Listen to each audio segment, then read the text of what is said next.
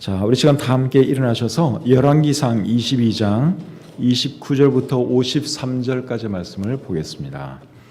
열왕기상 22장 29절부터 53절까지의 말씀.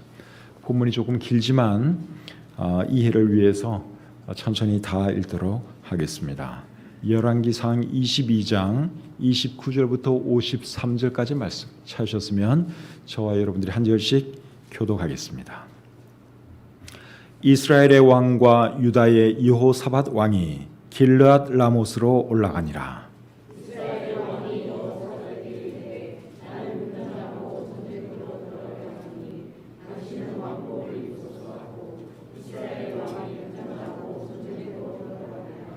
아람 왕이 그의 병거의 지휘관 32명에게 명령하여 이르기를 너희는 작은 자나 큰 자와 더불어 싸우지 말고 오직 이스라엘 왕과 싸우라 한지라.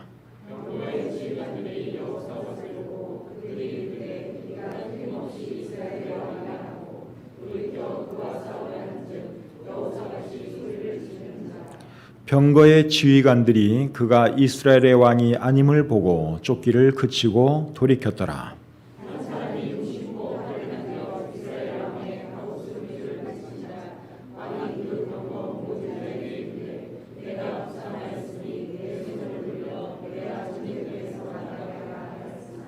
이날에 전쟁이 맹렬하였으므로 왕이 병거 가운데 붙들려 서서 아람 사람을 막다가 저녁에 이르러 죽었는데 상체에 피가 흘러 병거 바닥에 고였더라.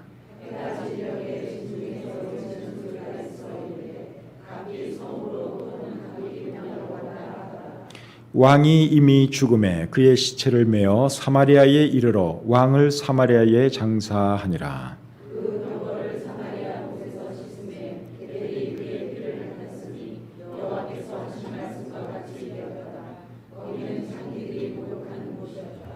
아합의 남은 행적과 그가 행한 모든 일과 그가 건축한 상하궁과 그가 건축한 모든 성읍은 이스라엘 왕 역대지락에 기록되지 아니하였느냐.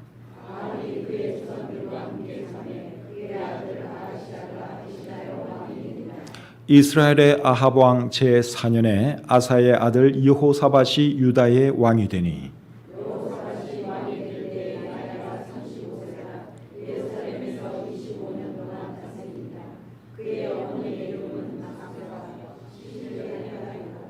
여호사밧이 그의 아버지 아사의 모든 길로 행하며 돌이키지 아니하고 여호와 앞에서 정직히 행하였으나 산당은 패하지 아니하였으므로 백성이 아직도 산당에서 제사를 드리며 분향하였더라. 여호사밧의 남은 사적과 그가 부린 권세와 그가 어떻게 전쟁하였는지는 다 유다 왕 역대지략에 기록되지 아니하였느냐.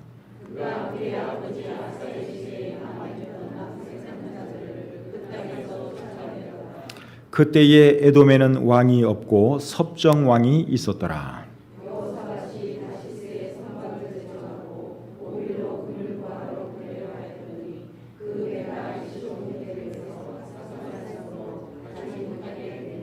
아합의 아들 아하시아가 여호사밧에게 이르되 내 종으로 당신의 종과 함께 배에 가게 하라 하나 여호사밧이 허락하지 아니하였더라.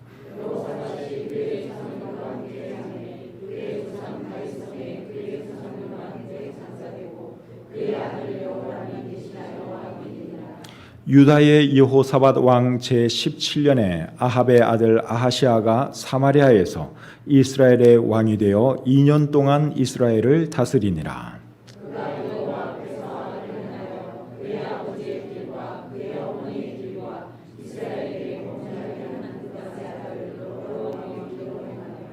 바알을 섬겨 그에게 예배하여 이스라엘의 하나님 여호와를 노하시게 하기를 그의 아버지의 온갖 행위같이 하였더라. 아멘. 하나님 아버지, 무더운 여름날이 계속되고 있습니다. 지금까지 저희들의 건강을 지켜주셔서 감사합니다. 또 오늘 이 저녁에 저희들 하나님께 예배하기 위해서 또 모였습니다. 우리의 예배를 받아주시고 또 이 예배를 통해서 우리에게도 큰 은혜가 있게 해 주시옵소서. 우리 교회 건축이 이제 본격적으로 시작되었습니다. 오늘부터 건축 공사 마치는 날까지 한 건의 안전사고 일어나지 않도록 하나님께서 지켜보호해 주시옵소서. 또 일하시는 분들의 건강도 지켜주시고 또 성심성의껏 공사를 잘 해낼 수 있도록 도와주시옵소서. 부족한 종이 말씀을 들고 섰습니다. 오늘 이 말씀을 통해서 참 우리가 귀한 교훈 배우게 도와주시고 또 배운 대로 살아가는 저희들이 되게 해 주시옵소서. 감사드리며 예수님의 이름으로 기도합니다. 아멘. 자리에 앉겠습니다. 오늘 읽은 이 본문은 아합 왕과 그의 아들 아하시아 왕 그리고 유다의 여호사밧 왕에 대한 말씀입니다. 이 세 왕에 대해서 우리가 알아보고 우리에게 주시는 교훈이 무엇인가 함께 생각해 보기를 원합니다. 자, 그럼 먼저 아합 왕에 대해서부터 생각해 보도록 하겠습니다. 아합 왕은 북이스라엘의 왕들 중에서 제일 악한 왕이었습니다. 왜 이 사람이 제일 악한 왕인가 하면 바알 숭배를 이스라엘에게 퍼뜨린 장본인이기 때문에 그렇습니다. 그가 그런 사람이 된 배경에는 그의 아내 이세벨의 영향이 크지요. 그런데 이 아합은 또 나름대로 업적도 꽤 남긴 그런 사람이기도 합니다. 본문 39절에 보시면 이렇게 말씀을 하고 있습니다. 아합의 남은 행적과 그가 행한 모든 일과 그가 건축한 상하궁과 그가 건축한 모든 성읍은 이스라엘 왕 역대지략에 기록되지 아니하였느냐. 그러니까 이 아합 왕은 자신을 위해서 상하궁을 건축을 했다고 이게 말씀하고 있고 그리고 많은 또 성읍도 건축한 것을 여기 말씀하고 있습니다. 고고학자들이 사마리아의 어느 지역을 이렇게 발굴을 하다 보니까 상하로 만든 물건들이 많이 발굴되었어요. 그래서 그 고고학자들이 어떻게 결론을 내렸는가 하면 바로 여기가 아합 왕의 상하궁이 있었던 그 장소로구나 그런 결론을 내렸습니다. 자신을 위해서 이렇게 멋진 상하궁도 짓고 그리고 또 성읍들도 많이 건축한 그런 왕이 아합 왕입니다. 그렇지만 이 사람은 우상 숭배한 그것 때문에 하나님 보시기에는 악한 사람이 되고 말았습니다. 그러니까 악인이냐 의인이냐 그것은 하나님께서 결정하는 문제인데 그 기준이 무엇입니까? 하나님을 잘 경외하고 또 하나님을 가까이 섬겼으면 그 사람은 하나님 보시기에 의인이에요. 그리고 반대로 하나님 섬기지 않고 하나님 떠나서 살아가면 그 사람은 하나님 눈에 악인이 되는 것입니다. 잠언을 여러분들이 읽어보시면 잠언에도 의인과 악인에 대한 말씀이 참 많죠. 잠언에서 말하는 의인과 악인의 기준도 결국 뭡니까? 하나님 잘 경외하는 사람은 의인이고 하나님 잘 경외하지 않는 사람, 하나님 떠난 사람은 악인입니다. 그것이 우리 성경이 말하는 의인과 악인의 구분점이라고 할 수 있습니다. 아무리 착하게 살아도 하나님 떠나서 살면 하나님 경외하는 마음이 없으면 그 사람은 악인이에요. 반대로 인격적으로나 도덕적으로나 조금 부족해도 그 사람이 하나님을 잘 섬기고 하나님을 가까이 하는 사람이라면 하나님 보시기에 그 사람은 또 의인이 되는 것이죠. 신약시대에 와서는 여러분 의인과 악인의 경계점이 무엇입니까? 예수 그리스도를 주님으로 믿느냐 믿지 않느냐 이것이 신약 성경이 말하는 의인과 악인의 그 경계점입니다. 그러니까 저와 여러분들이 하나님께로부터 의롭다함을 받은 사람들인데 저와 여러분들이 어떻게 하나님 보시기에 의인이 된 겁니까? 우리가 뭐 착한 일을 많이 했습니까? 아니면 인격적으로 우리가 남들보다 더 훌륭해서일까요? 그게 아니죠. 우리가 하나님께로부터 의롭다함을 받은 유일한 이유는 우리가 부족하지만 예수 그리스도를 나의 주님으로 영접했기 때문인 줄 믿습니다. 그러니까 하나님이 우리의 약함, 우리의 흠을 보지 않고 예수 그리스도를 보는 거죠. 우리를 감싸고 있는 예수 그리스도를 보기 때문에 하나님은 우리를 의인으로 칭해 주시는 것입니다. 자, 오늘 이 본문에서 이제 아합이 죽음을 맞이하게 됩니다. 오늘 이 본문 바로 앞에 보시면 미가야 선지자가 전쟁에 나가지 말라고 아합에게 경고를 합니다. 그런데 아합 왕이 그 말을 받아들이지 않고 결국 전쟁에 나갔다가 이제 죽임을 당하고 말죠. 29절과 30절 한번 보겠습니다. 본문 29절, 30절. 이스라엘의 왕과 유다의 여호사밧 왕이 길르앗 라못으로 올라가니라.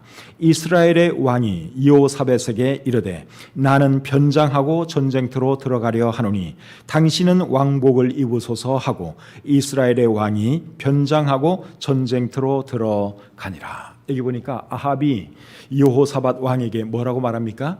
당신은 왕복을 입고 전쟁에 나가시고 나는 변장을 해서 전쟁에 나가겠습니다. 그렇게 말을 했습니다. 이런 거 보면 이 아합이 겁도 많고 또 야비한 면도 있는 것 같아요. 자기는 변장을 하고 그리고 여호사밧은 왕복을 떡 입으면 그 여호사밧 죽으라는 소리 안 해요. 자기는 어떻게라도 살고 싶고 여호사밧이 그 타겟이 되라 이 소리인데 굉장히 야비한 거죠. 이 사람이 이렇게 하는 거는 미가야 선지자가 했던 말이 아마 그 신경 쓰여서 그런 것 같습니다. 미가야가 뭐라 그랬는가 하면 왕이요, 왕 전쟁 나가면 왕 죽습니다. 그 말을 했어요. 그러니까 이 사람이 믿지 않으면서도 설마 그런 일이 일어날까 그러면서도 미가야가 하나님의 선지다 보니까 계속 그 말이 신경 쓰이는 거죠. 그래서 죽지 않으려고 이제 변장을 하고 전쟁에 나가게 된 것입니다. 전쟁에 나가서 결국은 어떻게 되느냐? 아람 군사 한 사람이 무심코 쏜 그 화살을 맞고 이 사람이 죽습니다. 34절, 35절 보겠습니다. 한 사람이 무심코 활을 당겨 이스라엘 왕의 갑옷 솔기를 마친지라. 왕이 그 병거모는 자에게 이르되 내가 부상하였으니 네 손을 돌려 내가 전쟁터에서 나가게 하라 하였으나 이날에 전쟁이 맹렬하였으므로 왕이 병거 가운데 붙들려 서서 아람 사람을 막다가 저녁에 이르러 죽었는데 상처에 피가 흘러 병거 바닥에 고였더라. 결국 죽었죠. 전쟁에 나가서 상대방 어떤 한 병사가 그냥 무심코 쏜 그 화살을 맞고 죽고 말았습니다. 그 화살이 갑옷 솔기를 뚫고 들어가서 맞췄다 이렇게 기록하고 있는데, 갑옷 솔기라고 하는 것은 갑옷이 이렇게 있으면 갑옷이 이제 이렇게 가슴과 중요한 부위를 이렇게 막아주죠. 근데 중간중간에 이음새가 있을 거 아닙니까? 그게 뭐 철로 만들었든지 뭐 동으로 만들었든지 어쨌든 화살이 못 뚫는 이제 그런 갑옷일 텐데, 근데 그게 이음새가 있단 말이죠. 이제 솔기가 그 갑옷의 이음새예요. 근데 그 화살이 어디로 들어갔는가 하면 그 갑옷 그 이음새 사이에 싹 들어가 가지고 아합을 맞춰서 결국 죽인 것입니다. 이 병사는 무심코 쏘았는지 모르겠지만 그 화살이 날아가서 갑옷 솔기를 뚫고 아합에게 적중하게 한 분은 누굴까요? 하나님이세요. 한 병사는 그냥 한번 쏴봤어요. 심심해서 어디 한번 쏴볼까 하지 핑 쐈는데 그게 아합 왕을 맞힐 줄이야 누가 알았어요. 하나님이 그렇게 하신 것이죠. 이렇게 해서 미가야 선지자를 통해서 아합에게 하신 그 말씀, 왕이 전쟁에 나가면 죽는다 하는 그 말씀이 결국 이루어지게 되었습니다. 그리고 죽은 아합의 피는 개들이 이제 핥게 되는 것이 오늘 이 본문에 기록되어 있습니다. 자, 37절, 38절 보겠습니다. 왕이 이미 죽음에 그의 시체를 메어 사마리아에 이르러 왕을 사마리아에 장사하니라. 그 병거를 사마리아 못에서 씻음에 개들이 그의 피를 핥았으니 여호와께서 하신 말씀과 같이 되었더라. 아합과 그의 아내 이세벨이 나봇의 포도원을 갖기 위해서 나봇이라는 사람을 죽게 만들지요. 그때 하나님께서 엘리야 선지자를 보내서 뭐라고 말씀을 하셨는가 하면 개들이 나봇의 피를 핥은 곳에서 내 피도 핥게 될 것이다. 그 말씀을 하셨습니다. 근데 그 말씀이 오늘 이 본문에서 결국 이루어지고 말았죠. 여러분, 오늘 이 아합에게 일어난 일들을 보면서 우리가 배울 수 있는 교훈이 무엇입니까? 오늘 이 본문에 기록된 아합의 이야기를 통해서 우리가 배울 수 있는 교훈은 하나님의 말씀은 반드시 이루어진다 하는 것이죠. 미가야를 통해서 하신 말씀 이루어졌습니다. 아합 너 전쟁에 나가면 죽는다 하는 그 말씀 이루어졌고, 또 엘리야를 통해서 하신 그 말씀, 아합의 피를 개들이 핥은 그곳에서 개들이 아합의 피를 핥게 될 것이다 하는 그 말씀도 오늘 이 본문에서 결국 이루어지고 말았어요. 그래서 하나님의 말씀은 여러분 반드시 이루어집니다. 그리고 또 하나 배우시는 교훈은 이 세상에 우연히 일어나는 일은 없다 하는 교훈을 배울 수 있습니다. 우연히 일어나는 일 같아도 모든 일은 다 하나님의 인도하심과 섭리 가운데 일어난다 하는 것을 우리가 알아야 합니다. 우연히 일어나는 일은 없어요. 사람들 보기에 우연일 뿐이지 사실은 모든 것이 다 하나님의 인도하심과 섭리와 허락하심 가운데 일어난다 하는 것이죠. 그래서 로마서 8장 28절은 이렇게 말합니다. 하나님을 사랑하는 자 곧 그 뜻대로 부르심을 입은 자들에게는 모든 것이 합력하여 선을 이루느니라. 그래서 하나님을 사랑하는 자들에게는 이 자기 주변에서 일어나는 모든 일이 결국 선으로 나타나게 되는 것이고, 반대로 하나님을 사랑하지 않는 악한 자들에게는 이제 그 모든 일들이 또 이제 나쁜 쪽으로 역사하게 되는 것이죠. 그래서 우리에게 일어나는 모든 일들은 우연인 것 같은데 사실은 우연이 아니라는 거예요. 하나님의 섭리, 하나님의 인도하신 가운데 일어난다 하는 것을 우리가 알아야 합니다. 자, 두 번째로 이제 여호사밧 왕에 대해서 살펴보겠습니다. 여호사밧 왕은 아합 왕 제4년에 유다의 왕이 된 사람이죠. 그리고 이 사람이 왕이 되었을 때 나이가 몇 살이었는가 하면 35살이었습니다. 본문 41절 42절 보겠습니다. 이스라엘의 아합 왕 제4년에 아사의 아들 여호사밧이 유다의 왕이 되니 여호사밧이 왕이 될 때의 나이가 35세라. 35세 같으면 왕 되기에 딱 좋은 나이라고 생각이 됩니다. 너무 빨리 20살, 20 몇 살 이런 건 조금 왕 되기에는 조금 빠른 나이고 35세의 왕이 되는 것은 딱 적당한 나이라고 생각이 듭니다. 그리고 이 사람은 왕이 되어서 예루살렘에서 몇 년 동안 왕위에 있었는가 하면 25년 동안 왕위에 있었습니다. 42절 하반절에 보시면 예루살렘에서 25년 동안 다스리니라. 근데 이 여호사밧 왕은 아주 좋은 왕이었습니다. 아합 왕은 여러분 제가 먼저 말씀드린 아합 왕은 북이스라엘의 왕이고 여호사밧은 남유다의 왕이에요. 이게 그때 남북으로 나라가 이제 갈려진 상태에서 지금 이 여호사밧 왕은 남유다의 왕입니다. 근데 이 사람은 아주 훌륭한 왕이었습니다. 자, 43절 말씀 보겠습니다. 같이 한번 읽어볼까요? 43절 시작.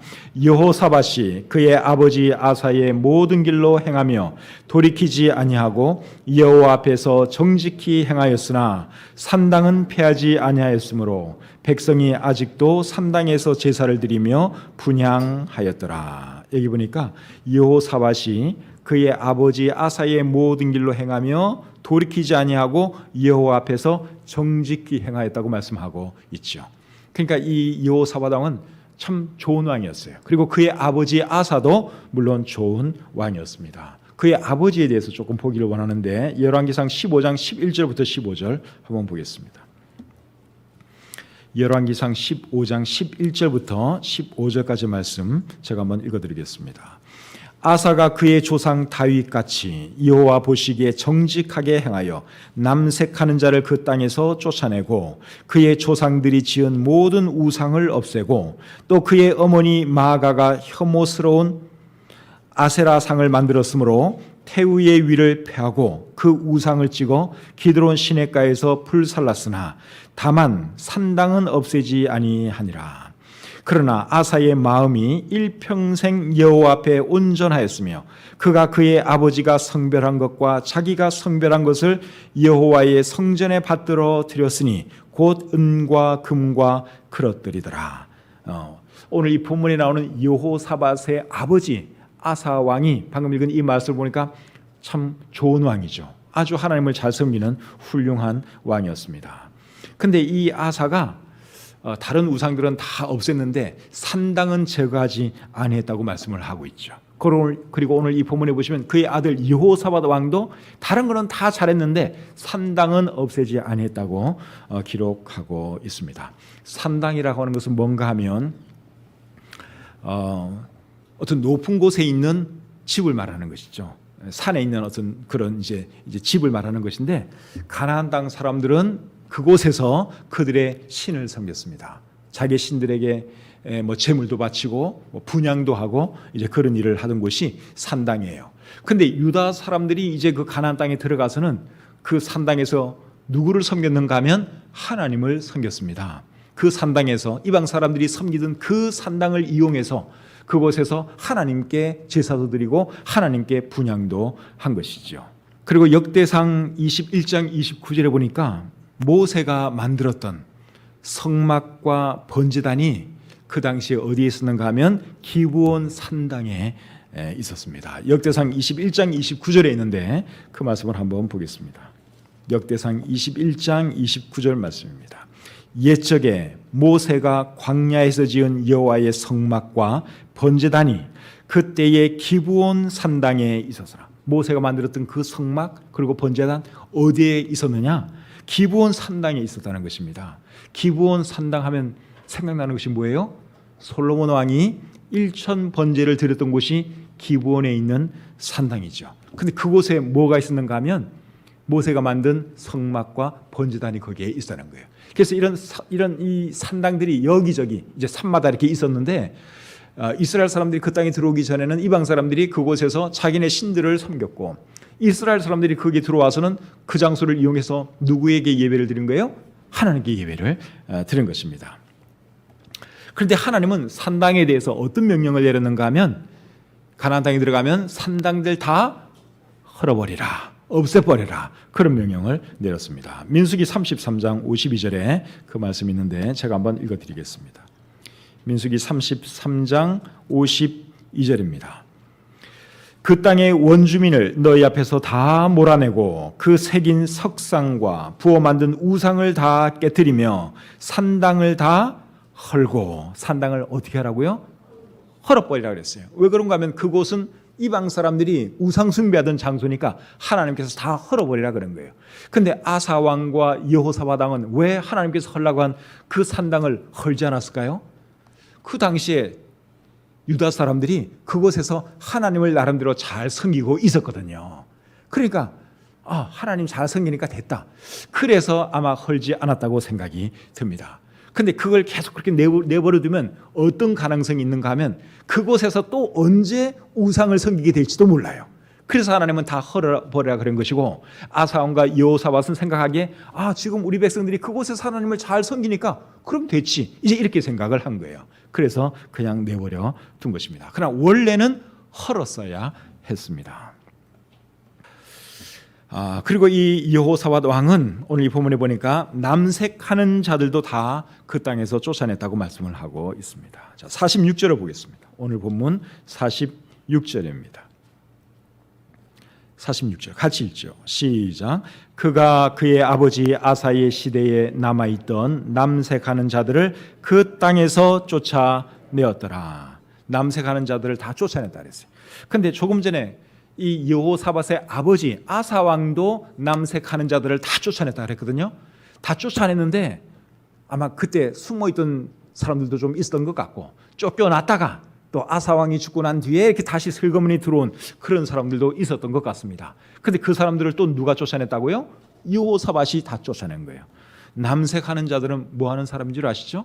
남색하는 자들은 남자를 밝히는 남자를 말하는 것입니다. 남자를 성적 대상으로 생각하는 남자들, 그게 남색하는 자들이에요. 요즘 말로 말하면 동성애자들, 그리고 게이들, 남자 동성애자를 게이라 그러죠. 동성애자들, 게이를 말하는 것입니다.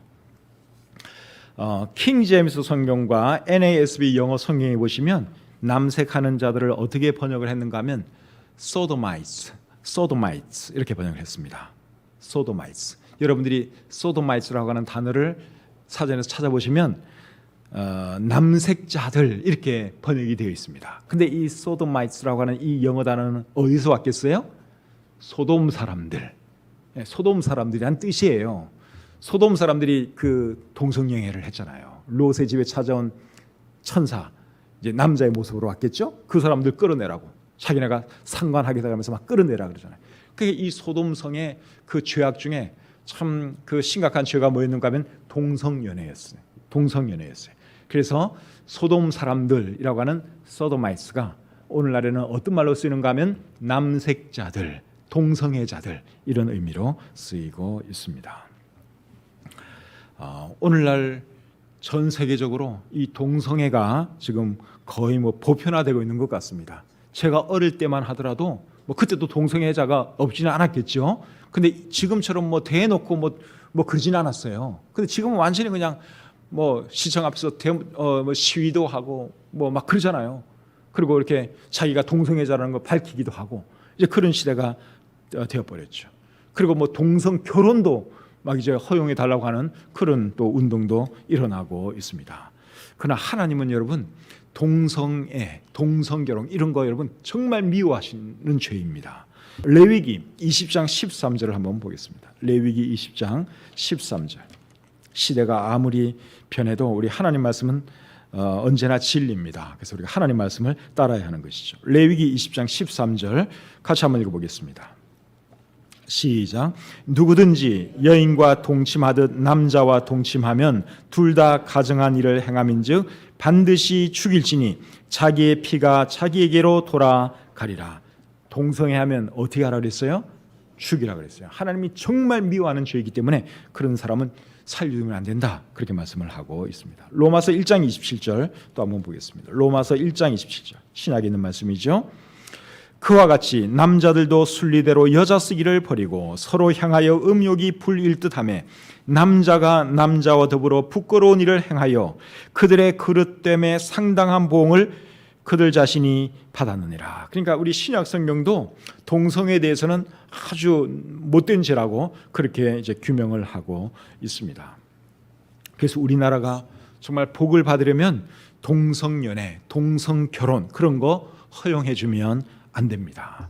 자기들이 좋아서 동성연애 하는 것까지 막을 수는 없을지 몰라요. 그래도 그것이 마치 대단한 인권인 양 나라에서 법으로 보호해 준다든가 인정해 준다든가 그러면 우리나라가 복을 받을 수가 없습니다. 만약에 우리나라가 동성연애, 동성결혼을 이제 합법화해서 또 정당한 인권으로 인정해 주면 어떤 일이 일어나겠어요? 이제 결혼 주례해달라고 두 남자가 찾아와서 목사님 우리 사랑하는 사이인데 결혼 주례 좀 해주세요. 이러면 제가 만약에 노 하면 어떻게 되느냐? 제가 법을 어기는 사람이 되고 제가 벌금을 내든지 감옥에 가야 되는 이제 이런 일이 발생을 하는 것이죠. 그 사람들 보호해 주려고 하다가 진짜 선량한 사람들이 이제 피해를 보는 거예요. 그러니까 지금 차별금지법이라든 그런 거 있잖아요. 그거에 통과되면 안 되는 것입니다. 그거는 이런 이제 동성애자 이런 사람들 보호해 주려고 하다가 진짜 건전한 사람들이 이제 역으로 오히려 피해를 보게 되는 그런 좋지 않은 법이기 때문에 그렇습니다. 근데 지금 어쨌든 우리나라에서도 동성애자들이 굉장히 많이 활동을 하고 있고 모든 것을 이제 합법화시키려고 노력을 많이 하고 있죠. 그리고 어떤 사람들은 또 그게 많이 막 힘도 실어주고 그러는 것 같습니다. 그래서 우리나라가 그런 나라 안 되게 해달라고 우리 하나님의 사람들이 기도 많이 해야 될 것 같아요. 근데 지금 우리나라 20대 젊은이들은 여러분 얼마 전에 통계가 나왔는데 그 통계조사 자료가 나왔는데 우리나라 20대 젊은이들의 66%가 동성결혼 찬성이에요. 심각하죠? 20대들의 66%가 동성결혼 어때? 사랑한다는데 지네끼리 하게 하지? 이런 거예요. 그래서 이렇게 가다가는 이제 세대가 조금 이렇게 바뀌게 되면 언젠가는 우리나라도 동성결혼 그거 합법화되는 날이 오겠다 하는 그런 생각이 드는 겁니다. 그게 굉장히 염려스러운데 우리나라가 제발 그런 나라가 되지 않게 해달라고 우리 하나님의 사람들이 더 정신을 차려야 되고 그리고 더 목소리를 내야 될 것 같습니다. 그래서 그런 나라 되지 않게 해달라고 우리가 간절히 기도했으면 좋겠습니다. 자, 계속해서 오늘 이 본문을 보시면 여호사밧 왕은 경제적으로나 군사적으로 또 나라를 강하게 한 그런 왕이었습니다. 47절을 보겠습니다. 본문 47절. 본문 47절을 보시면 그때의 에돔에는 왕이 없고 섭정 왕이 있었더라. 갑자기 왜 에돔에 대한 이야기를 하느냐? 이 말씀은 결국 무슨 말인가 하면 그 당시 에돔이 유다의 지배를 받고 있었다 그 말입니다. 유다의 지배를 받고 있었다 그 말이에요. 그래서 열왕기하 8장 20절에 보시면 나중에 이 에돔이 유다의 손에서 배반하여 자기 위에 왕을 세웠다는 말씀이 있습니다. 그러니까 지금은 유다가 세우는 사람이 왕이 되고 통치자가 되는 거예요. 유다의 지배하에 있습니다. 근데 나중에 이 에돔 사람들이 유다의 손에서 벗어나요. 그리고 자기네들의 자기 왕을 세우게 됩니다. 근데 이 여호사밧 왕 때는 그만큼 나라가 군사적으로나 경제적으로 강했기 때문에 에돔도 유다가 다 지배를 하고 있었습니다. 48절 49절 또 계속 보겠습니다. 여호사밧이 다시스의 선박을 제조하고 오빌로 금을 구하러 보내려 하였더니 그 배가 에시온 게벨에서 파선하였으므로 가지 못하게 되매 아합의 아들 아하시아가 여호사밧에게 이르되 내 종으로 당신의 종과 함께 배에 가게 하라 하나 여호사밧이 허락하지 아니하였더라. 자, 여기 보니까 여호사밧 왕 당시에는 경제도 굉장히 활발하게 일어난 것을 볼 수가 있습니다. 배도 만들고 무역도 이렇게 굉장히 잘 이루어지고 있었던 것 같아요. 그런데 아합의 아들 아하시아가 경제적으로 협력할 것을 제안했을 때 이 여호사밧 왕이 거절하죠. 거절한 이유가 뭘까요?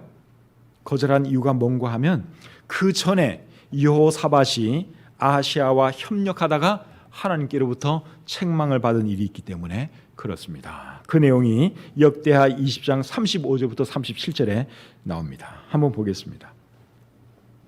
역대하 20장 35절부터 37절까지 말씀. 유다 왕 여호사밧이 나중에 이스라엘 왕 아하시아와 교제하였는데 아하시아는 심히 악을 행하는 자였더라. 두 왕이 서로 연합하고 배를 만들어 다시스로 보내고자 하여 에시온 게벨에서 배를 만들었더니 마레사 사람 도다와후의 아들 엘리에셀이 여호사밧을 향하여 예언하여 이르되 왕이 아하시아와 교제함으로 여호와께서 왕이 지은 것들을 파하시리라 하더니 이에 그 배들이 부서져서 다시스로 가지 못하였더라. 그러니까 이 여호사밧 왕이 아합의 아들 아하시아와 교제를 하고 또 서로 이렇게 경제적으로도 협력을 하고 그랬어요. 거기에 대해서 하나님의 사람이 와서 책망을 하죠.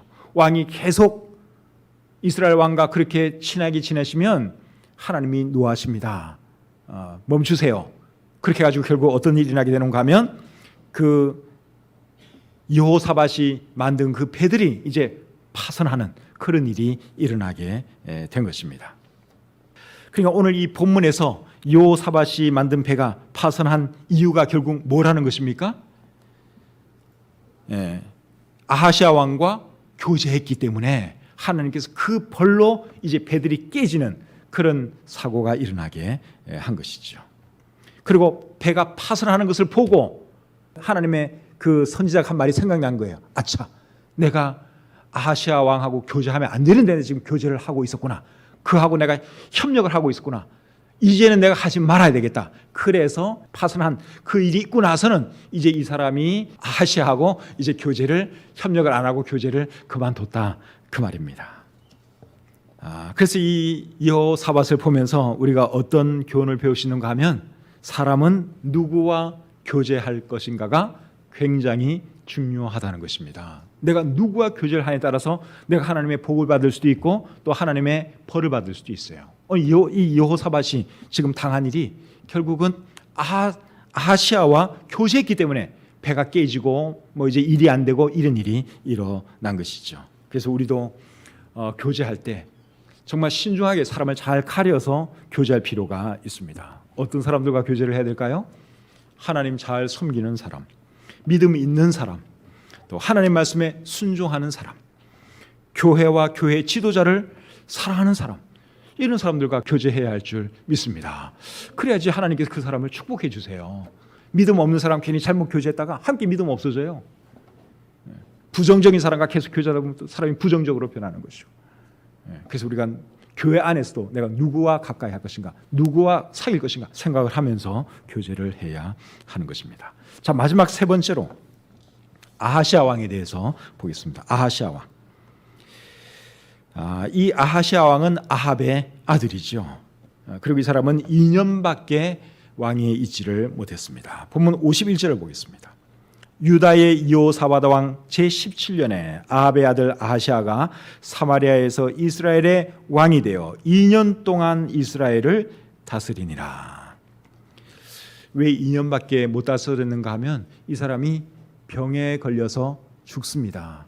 우리 열왕기하 1장의 내용이 그거예요. 그래서 병으로 빨리 죽다 보니까 이 사람은 2년밖에 왕위에 있지를 못했습니다. 근데 이 아하시아 왕은 어떤 왕이었느냐?